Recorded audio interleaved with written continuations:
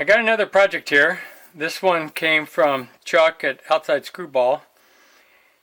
He ground this on his surface grinder.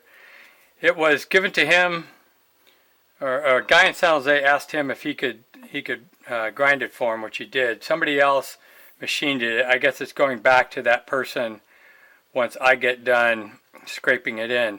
Chuck's surface grinder is incredible. You can see the finish on this thing is just fantastic. I mean, it is really flat. One thing is when you set it down, it gets, if you get a little pocket of air under it, it just skates all over. And then if you get the air out from under it, it sticks really tight. So that's how nice and flat that is. It does have a little bit of this here from when the guy machined it. There's a little bit of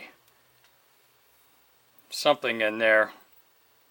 Anyway, the issue I have before I can start scraping it, and I don't know if this shows up focused or not, I don't have the autofocus on, but there's this ledge that the gentleman left from machining. The problem is if I try and scrape that and I come up and hit this edge, I have a good chance of chipping or damaging my carbide scraper. You know, carbide's really tough, but it's also can be fragile as far as chipping. So what I'm going to do is I'm going to put this on my mill and I'm going to machine that little ledge off so that when I go to scrape I don't bump into it.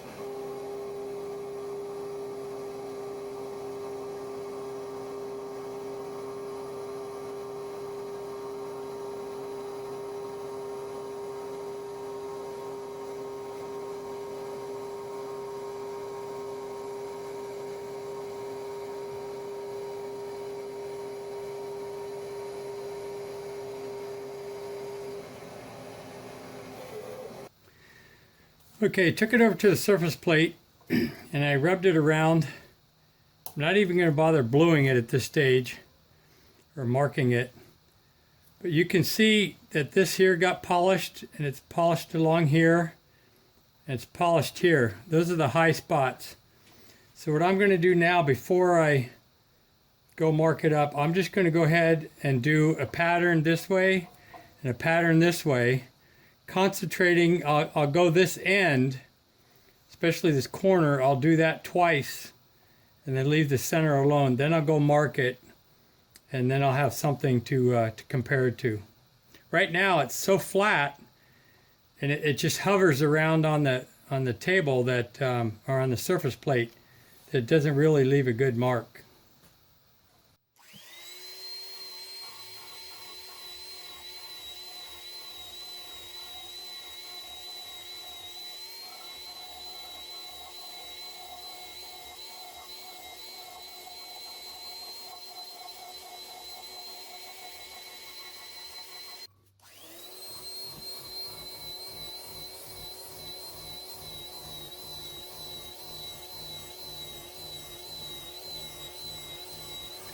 Okay, now you can see this hinge point is moved about into here on this end, but it's still right on the end over here, but it did move away from the edge. So I'm going to blue it up now. I don't know if you can see that, but you can see the shiny marks here from where it rubbed. So anyway, gonna blue it up. Let's go from there. Okay, I finished this side. This is about 35 spots per inch. It's hard to see in this with the light reflecting on it in the blue, but got a nice even pattern. Now I'm going to flip it around and do the 45. Okay, just want to give an update of where I'm at on the 45. 45's a lot harder because there's not a lot of room to move it around because it hits up in here. So you can just move it a little bit. And when I machined this ridge that was there, I came a little deep on this side, so I ended up with a little hole there. But I've got, I'm probably 15 or 20 spots now. So I'm just getting to the point where I'm doing dive bombing more. I am still, if I look like a spot that's high, like, all this in here is generally high, and that through there, where this over here is low. I'm going through and splitting up the dots, but I'm not just hitting individual dots. Kind of going through in a general pattern back and forth, because I know that area is high through here in general. There's a little high spot that runs, along here. Okay, at this point I have about 30 spots per inch. And what I do now is I try and cut each one of these dots in half. And what I'll do is I won't try and erase it. I'll just cut it in half going this way, and then I'll come back and cut it in half this way. And the second time through at the other angle, that should pretty much erase them. So it goes something like this. I'm going to start this side first.